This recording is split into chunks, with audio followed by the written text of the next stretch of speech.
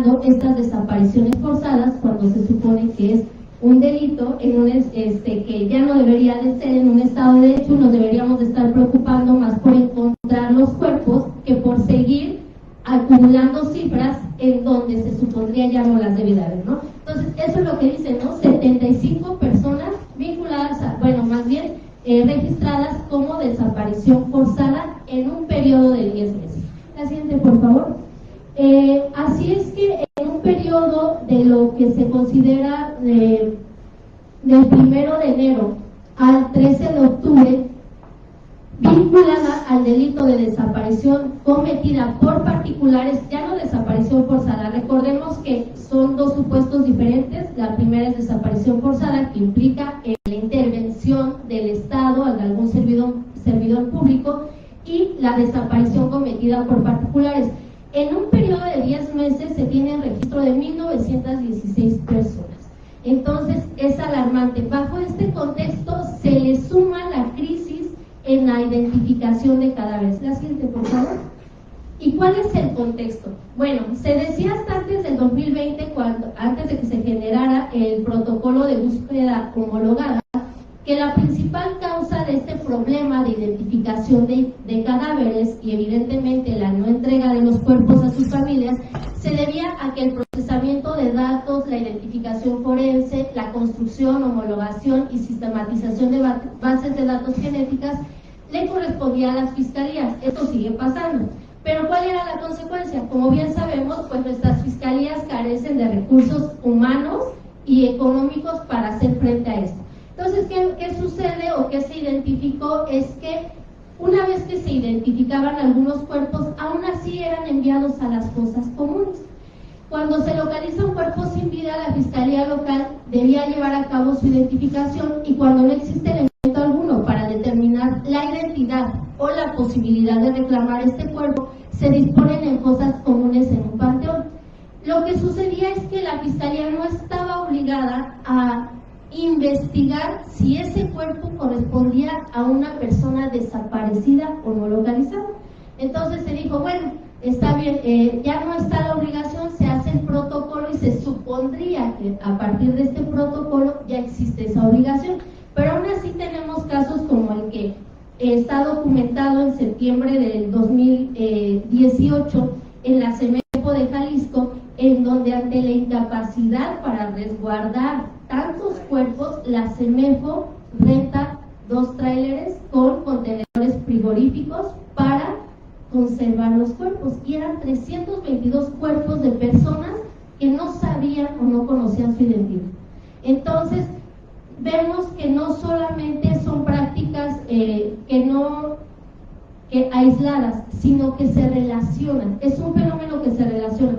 Ahora bien, la práctica de mandarlos a las fosas comunes también no quiere decir que sea una práctica legal que acabe con el problema, sino también se tiene registro, por ejemplo, de lo que sucedió en fosas clandestinas ilegales, en el caso de Zacatecas, en donde se ha documentado que se abrieron diversas fosas para meter bolsas con cuerpos de personas no identificadas y de las cuales no hay un registro. Entonces, ¿cómo se pretende hacer la identificación si desde la praxis que las propias fiscalías tienen se perpetúa y se acentúa este problema? Entonces, siguiente, por favor. Se supondría que a partir del protocolo homologado de búsqueda, la localización de un cuerpo, cuando se localiza un cuerpo, el Ministerio Público debe de ordenar el traslado a la CEMEFO, bueno, en el interior de la República se siguen llamando así, y aquí en la Ciudad de México al INCIFO. Una vez que el cuerpo es identificado, pues no hay problema. Se expide el certificado de defunción y se entrega a sus familiares. En caso de que no se reclame, pues se va a las fosas comunes, pero ya hay un certificado de defunción, ya hay un registro. ¿Por qué? Porque aquí sí es identificado. Cuando no es identificado, ¿qué pasa?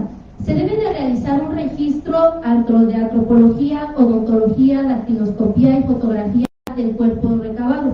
Transcurridos 3 semanas, si ningún familiar se presenta a reclamar el cuerpo, se envía a la fosa común. El panteón a su vez debe de llevar este registro de las fosas comunes, y a su vez se implementó lo que es el módulo de personas fallecidas no identificadas y reclamadas. se supondría que aquí tendrían que estarse registrando. Pero la realidad es que volvemos a lo mismo. Las malas praxis dentro de las fiscalías o los procedimientos no se llevan. ¿Y esto por qué se afirma? Existe un caso muy sonado, que es el caso de Virginia de la Cruz, es una ex policía de Zacatecas, que su hijo desaparece y tras 8 meses de búsqueda lo encuentra en la CEMEFO de Zacatecas, cuando ella había ido 2 veces al CEMEFO y le habían negado que la información respecto de que su hijo estaba ahí. Tras varias presiones, lo que han ya hecho énfasis aquí las doctoras, la anterior mesa, ha sido la sociedad civil a través de los colectivos quien ejerce esta presión. Entonces, tras este tipo de presión, Virginia le entregan el cuerpo de su hijo, que había estado en el CEMEFO desde a los 11 días de que había desaparecido. Cuando tenían 8 meses buscándolo, había ido varias veces, por lo menos 2, y le habían negado. Entonces, lo mismo sucede en casos como en el CEMEFO en Jalisco, donde el colectivo Luz de Esperanza, también un joven desaparece en octubre del 2023, el 29 de octubre, es localizado sin vida, lo llevan a la CEMEFO y resulta que lo entregan hasta 6 meses después. O sea, entonces, no es que con este protocolo ya se haya resuelto el problema es de voluntades, lo que habíamos hablado, ¿no? Y es aquí donde se afirma con esta investigación que hay un control del Estado, no solamente en el tema de la desaparición forzada, sino en el tema de la identificación de los cuerpos.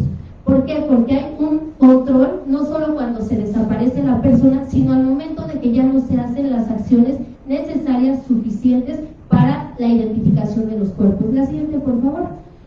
Bien, se dijo que a partir del 2020 venía una paradoja y que con el cruce de datos de todas las bases, porque lo que ya les explicaba, cada fiscalía tiene su propia base de datos, generaba su información y pues no se localizaban los cuerpos ni se identificaban a las personas. Entonces se dice, bueno, vamos a cruzar los datos a través de todas las bases y con esto posiblemente podemos dar con el paradero de miles de personas. La realidad es que a la fecha, 4 años, seguimos en las mismas o poder aseverar que en peores condiciones, ¿no? La siguiente, por favor. Es así que, de acuerdo a notas periodísticas, porque también recordemos que el trabajo de investigación no solamente son cifras oficiales, sino también la consulta de cifras negras, de acuerdo a cifras oficiales, el gobierno cerraba con 52,000 cuerpos sin identificar, pero de acuerdo a cifras negras son 72,100 cuerpos sin identificar, es decir, hay una diferencia de 20,000. Entonces, no solamente es el fenómeno de desaparición forzada, sino todos los cuerpos que están en las morgues y que no se les ha dado, de acuerdo al trabajo de la doctora María de los Ángeles, pues esa dignidad póstuma, ¿verdad? Ese trato del cuerpo donde hay una identificación, donde se puede hacer la disposición digna del cuerpo. La siguiente, por favor. Tras esto, ¿por qué no ha sido suficiente? También ya lo había hablado la doctora Fernanda en su momento. Pues realmente porque toda la información está fragmentada e incompleta. No hay comunicación técnica adecuada, no se realizan los procedimientos forenses necesarios para la identificación. ¿Y hacia dónde vamos? ¿Cuáles son los primeros hallazgos de esta investigación? La siguiente, por favor.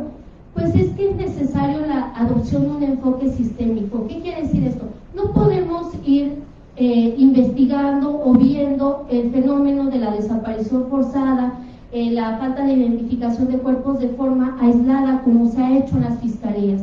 ¿Qué es el enfoque sistémico? Pues es utilizado en la sociología, en la psicología, y permite un análisis completo, amplio, de razonamiento y pensamiento crítico que relaciona cada uno de los fenómenos. Así se dice que este enfoque pues nos puede ayudar a conocer el contexto en el que se encontró el cadáver, incluyendo los factores geográficos, sociales y temporales, evidentemente la interdisciplinaridad en donde van a participar, como hasta ahorita se han hecho diferentes ramas, médicos, antropólogos, psicólogos, criminólogos. Y algo muy importante que va perfilado hacia lo que es el uso de la inteligencia artificial es el análisis comparativo. El gran procesamiento de datos se debe de hacer utilizando las nuevas tecnologías. decir, a través de la inteligencia artificial, el machine learning, podemos hacer este procesamiento masivo de datos. Falta la voluntad y evidentemente la retroalimentación del sistema, ¿verdad? Siempre